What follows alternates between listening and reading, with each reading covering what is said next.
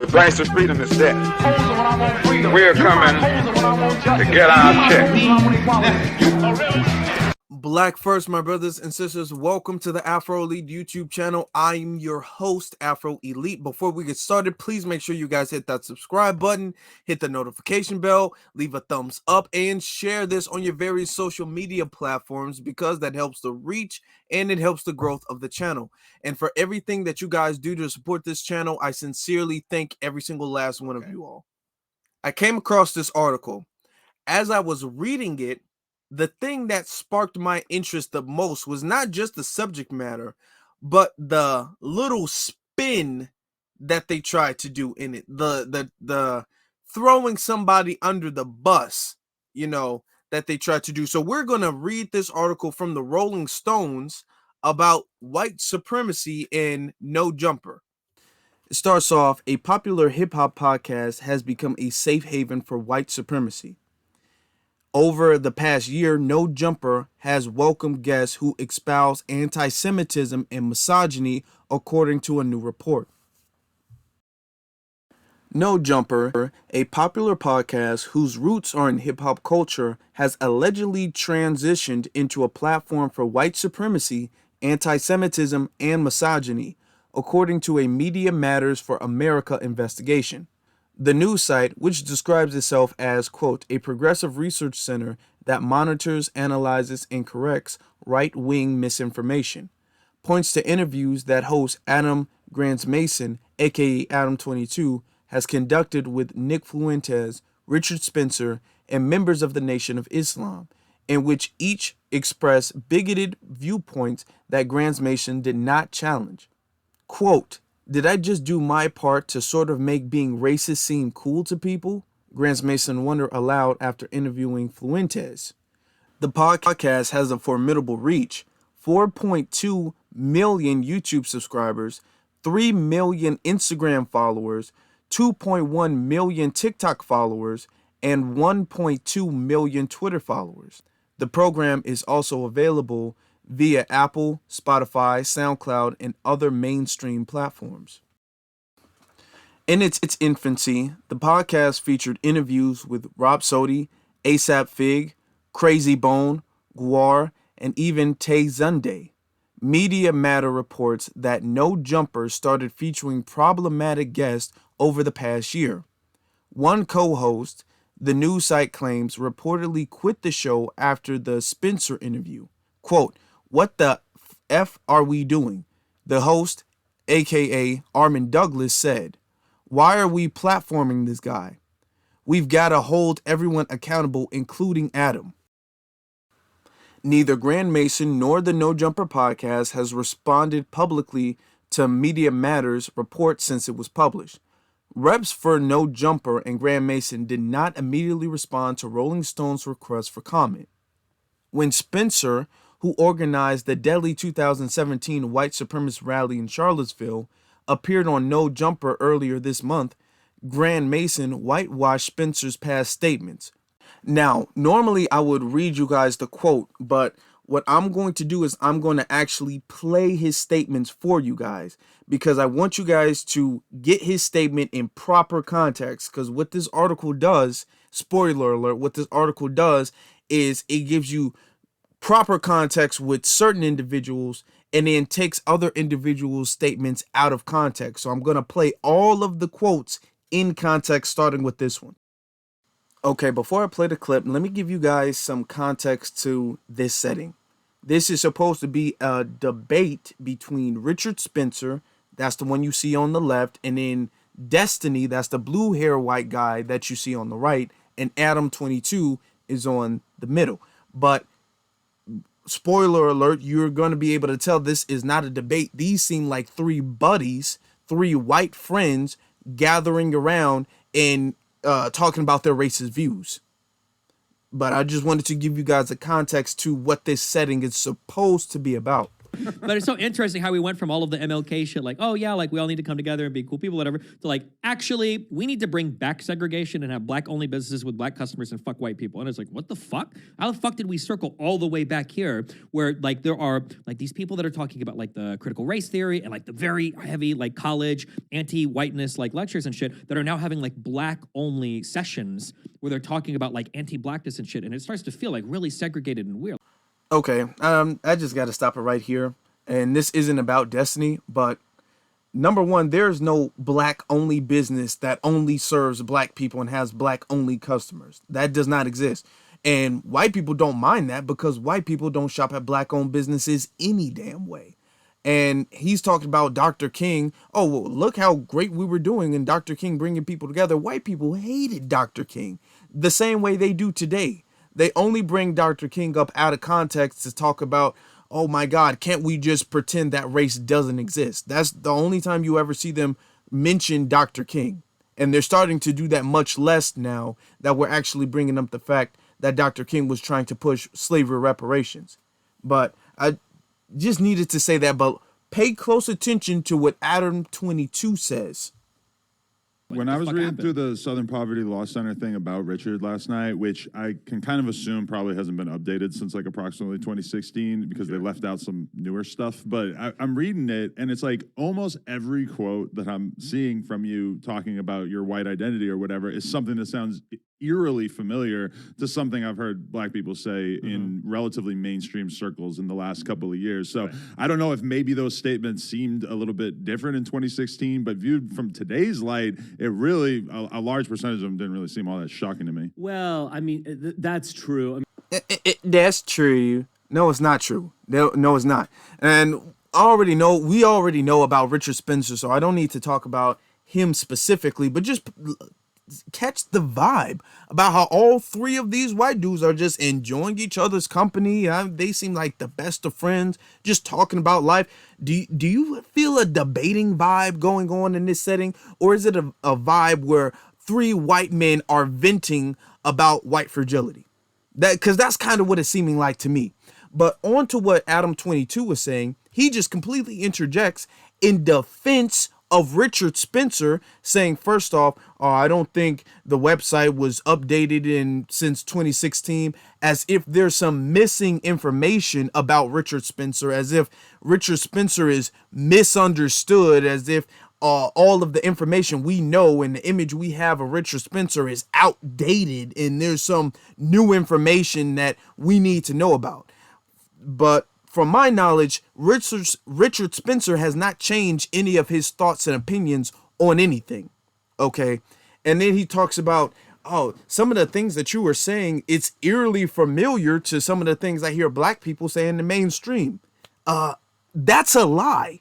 There is not one single black person who is the equivalent of Richard Spencer. Where do you see notice he didn't say what quote. Notice he never says that. He says, some of the things you've said, some of the quotes you've said, name one. He can't name one single quote that a mainstream, let him tell it, black person has said that is eerily familiar with anything that Richard Spencer says. Okay. And then he says, maybe at that time, I guess it was different, but in today's light, it's not all that shocking. As if, we were being too hard on Richard Spencer at that time. But if you look at it in today's light, he's really not that bad of a guy. If you really think about it, because black people say the same thing. So he's really not that bad of a guy. He was just a man out of his time. That's how Adam22 is making Richard Spencer a self-proclaimed white supremacist. This man, his whole platform is him being based off his own words of white supremacist, and Adam22 is carrying water for him. The article continues to say, when Fuentes appeared on the show last October, he dialed out offensive anti-Semitic tropes. Now, I would read you the quote, but I'm going to play you what he said so that way nobody can say it's taken out of context. This is what he said. Killing each other. And he's been saying this for years. Even before this, you say, well, he's in the midst of a mental breakdown. He's been talking about this stuff since 2013. When he was on the Breakfast Club in 2013, he said blacks don't have the same connections Jews do. And then the ADL came after him and said, that's anti-Semitic. That's an age-old anti-Semitic trope. And it's like, well, it's true. I mean, it's obviously true that Jews have connections everywhere in finance, Hollywood, media, universities. They're overly represented in university, 1,200%. 1,200% more Jews in Ivy League universities than in the American population. So it's a factual statement. Is that because affirmative action helps them get more placement? Well, no. Well, number one, no. And on the same episode, Sneeko, an influencer that Media Matters describes as misogynist, said, and here's the quote of him saying what they said in context.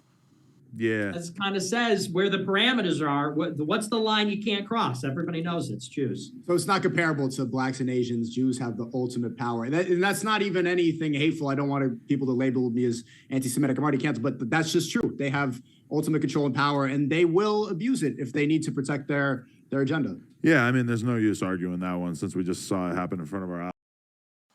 Okay, the first thing I want to say is I am by no means anti-Semitic at all. I'm saying that for YouTube. Okay, do not label me under anti-Semitic. But do you notice how Rolling Stones is comparing attacks, because the statements that are used against black people are attacks against black people and black culture.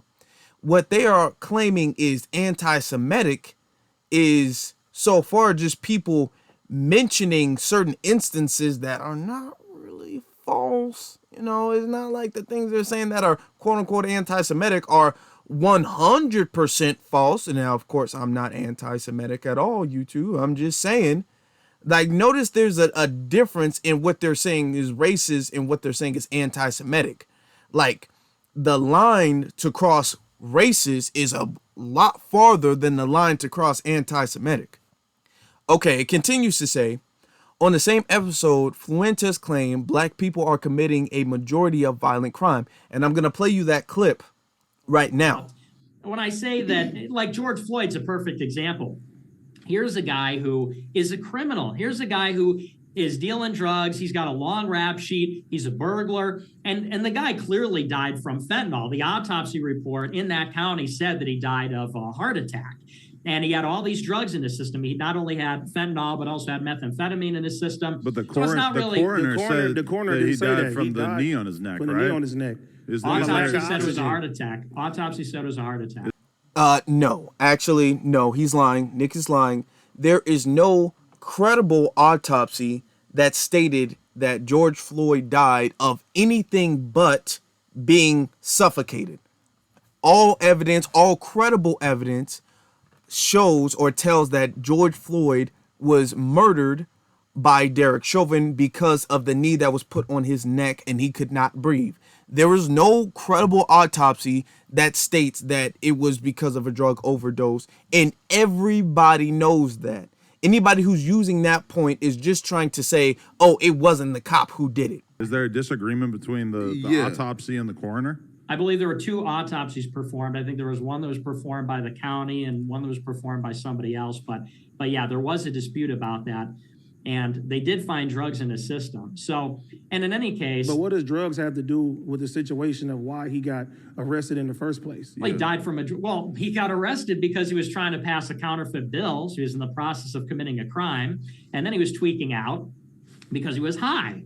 And then he was in this unfortunate position where, you're high and probably having some kind of heart attack or some kind of medical episode while you're in the process of an arrest. Well, if you can't breathe and you're screaming out, mommy, you know what I'm saying? And you're saying that you can't breathe and they keep putting force on him. Let me just pause it right here so I can point out the fact that notice it's the black guys who are pushing back against Nick. It's the black guys who are giving him pushback.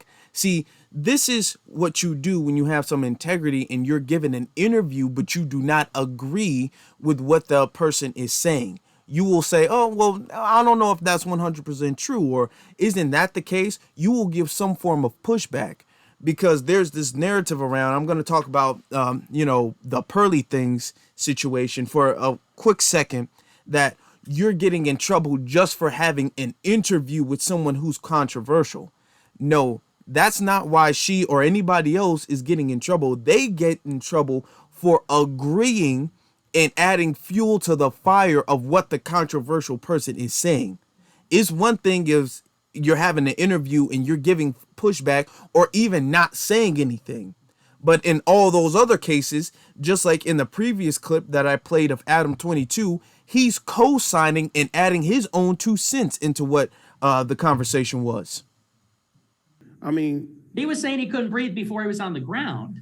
He was saying he couldn't breathe before they were trying to get him into the cop car, and he was saying that. And I understand what you're saying, but the problem is we start in the middle of the story where you got a guy who's like a criminal, you got a guy who's in the process of committing a crime, and he's high, and people want to start the story where he's on the ground and say, oh, well, they shouldn't have done this technique or whatever. And yeah, just notice how Nick belittles that.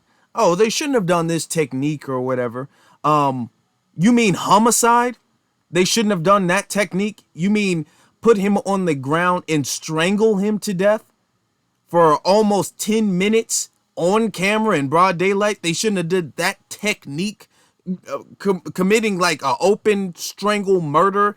I don't think that's a technique that people argue. I think they shouldn't have done that technique. No, it wasn't a technique. This was murder. That's what it was. It sort of ignores the fact that, why do you have so much exposure between the police and black people? It's because black people are committing the majority of the violent crime. That's the real problem. If they had a crime rate similar to white people, there'd be a lot fewer incidences overall of police involved or cop involved shootings with black people or negative situations like that. So that's always the issue. Then it continues to say, the FBI report cited by Media Matters debunks this, saying that there is no statistically significant difference by race between offenders regarding arrest or violent crimes. Now, that's something I don't really need to get into the data of, because I really have been harping on that ever since I started the channel, and I've been saying that for years. But that the article is correct. There's no statistical difference between offenders. There's no data suggesting that black people are more inherently violent than white people. Okay, that's false. That's a white supremacist talking point. Now I'm going to continue. Grand Mason calls some of the guest theories, quote, interesting, though he also said he would edit out, quote, Holocaust minimalism. Rizza Islam, a member of the Nation of Islam, echoed similar thoughts on the show that same month, claiming Jews, quote, have control over modern media and banking. He also claimed that Jews wish to destroy black people's ability to have a livelihood to take care of their family. Now, notice how the article is framing it. They're framing what Rizza Islam is saying in the same light of what Nick Fuentes was saying. Now, I'm going to play for you in context what Rizza Islam actually said. Type of control that certain individuals want to maintain when it's like, well, okay, how about we sit down and have a dialogue? Like, let's sit down and talk and we find out what we have in common and what we don't agree with, etc. Just lay it out on the table. Let's have a discussion. I don't want any Jewish person to be killed. I don't want a Muslim person to be killed. I don't want a Christian to be killed. I'm not interested in none of that kind of stuff. There's no record of anybody in the Nation of Islam harming a Jewish person at all, unless it's in self-defense. So it's like, what are you talking about? Synagogue of Satan is a term that comes out of the Bible when Jesus was talking to them, when they called him a bastard. And he said, oh, I know you. You are of your father, the devil. And the lust of your father you shall do, etc. He was a murderer from the beginning. Revelations 2:9, Revelations 3:9. That's the Bible. We didn't write it. Sorry. That's that. And so that's what is quoted when you're talking about people who have control over modern media and banking, etc., and they happen to call themselves Jewish. Same thing with people who do the same thing, happen to call themselves Muslim, happen to call themselves Christian, etc., but they exercise this evil, wicked stuff, the sex trafficking by a lot of Muslims. That's the practice of dirty religion, bro, but I'm not called anti-Islamic if I point that out. If I call out a black man for killing another black man, I'm not called anti-black. See what I'm saying? Yeah. Knock it off. Okay, now you have the context of the quote that they used from the interview they had with Rizza Islam. He said there are some people who have control over media and banking who happen to call themselves Jewish. That is completely different. That does not mean the same thing as saying Jewish people have control over media and banking. Those two things does not mean the same. They don't mean the same thing.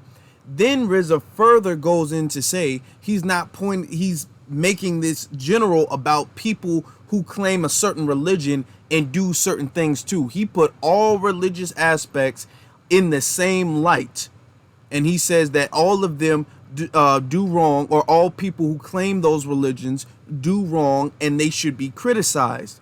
But you only get pushback when you talk about one. Now I'm going to put the next clip up and show it to you guys what the context of what Rizza Islam was saying versus how they tried to make it seem like he was coming off as anti-Semitic. It's like when they call the Nation of Islam a hate group against Jewish people. Do you know that there has never been one incident of a member of the Nation of Islam physically harming any Jewish person anywhere ever? Wow. We've been listed as a hate group for over 60 years. Yeah. How? But there are many Jewish people who have harmed people, not only in the Nation of Islam, but black people, period, in the way that they take advantage of them when it comes to their housing, when it comes to their business and their contracts, when it comes to how they disproportionately remove them from job positions, et cetera, how they literally destroy their ability to have a livelihood, to take care of their family, to take food out of their mouth, et cetera.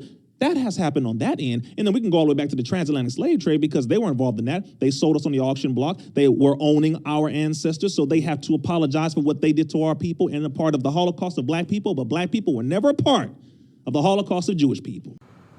Now, in this clip that was completely taken out of context by the Rolling Stones, okay, you see Rizza Islam, all he's doing is comparing apples to apples. He's saying, okay, the Nation of Islam, we're called a hate group towards the Jewish community, and yet we have not done any hateful acts towards the Jewish community, but vice versa, you can see instances of individuals who do that to members of the nation and to black people in general.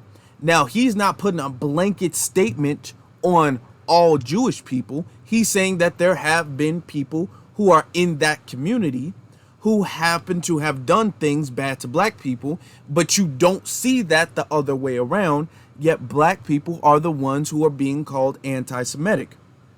Now, it's a thing where you can say criticism and you can give criticism to many different religions, but you can't say that even individuals, even if you don't put them in a blanket statement, even if you don't paint them all with one brush, you can't say any individuals from that community can do wrong. So they're just completely above all sorts of criticism. They're completely above all correction. They're above every other human being. And if you suggest that they are not, it's anti-Semitic. And I wanted you to see in context, this is what Rizza was saying. Now, I played in full context what Adam22 was talking about with Richard Spencer, and then what Nick Fuentes was talking about. They're just coming off, or not coming off, they're just speaking white supremacist talking points.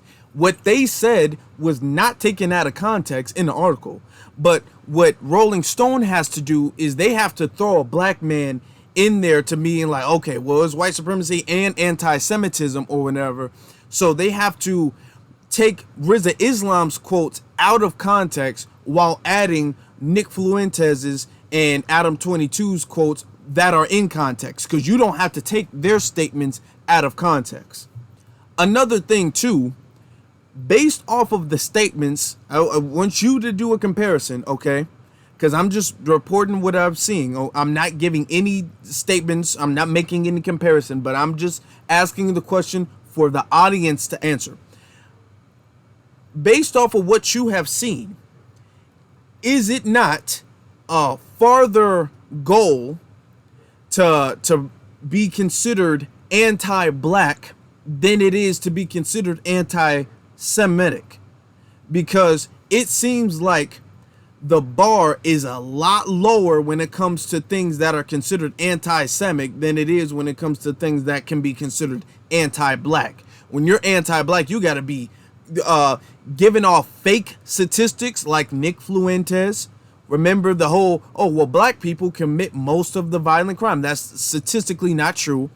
Well, George Floyd, he died of a fentanyl overdose. That's not true. So they're lying on black people. That makes them racist, okay? They're defending self-proclaimed white supremacist Adam22 when it came to Richard Spencer.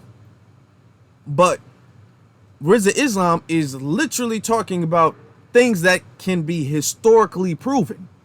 They're not saying he's lying, but when they say, oh, it's echoing the same things, you're pretty much saying he's speaking the same talking points with the same energy and hateful spirit that Adam22 was, Richard Spencer, and Nick Fuentes. The article continues to say, the podcast also featured the author of a book titled Why Women Deserve Less, Marion Gaines, aka Amaru Foodie, a dating coach named Walter Weeks. I don't know who that is or what that book is, but that's what it's saying.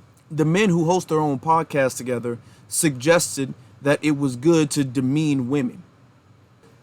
The Media Matters report underscores Grand Mason's awareness using his own quotes. Quote, I'll be like normalizing him, Grand Mason said of Fuentes on the show. Quote, letting him come in and giving him a clean version of his platform when the reality of what he's into might be a little bit darker. So it seems as if the only way they'll talk about podcast and white supremacy is if they can shoehorn a black person in that. Okay. Now they were talking about white supremacy.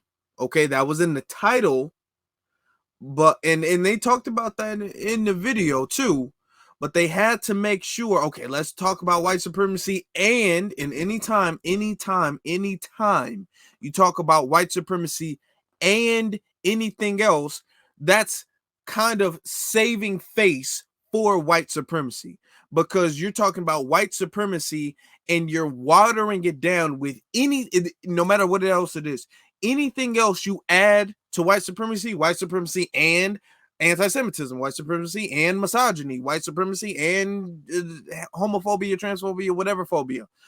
When you do that, you are watering down white supremacy. So they talked about it a little bit, but they was like, yeah, we're in the Nation of Islam too.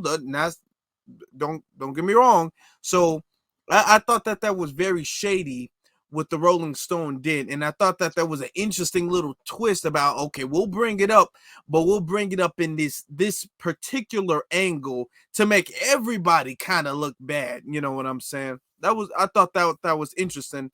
So I decided to let you all know. So I want to know what you guys think in the comment section below. What do you guys think? Let me know in the comment section below for the people who are watching live and for the people who are, watching on the playback. Let me know what you guys think in the comment section below. Also, please do not forget to subscribe, leave a thumbs up, hit that notification bell. That's very important. And share this on your various social media platforms because that helps the reach and the growth of the channel. And I appreciate every single last one of you all. And with that being said, my brothers and my sisters, be one salute to every single last one of you. You all have a good one.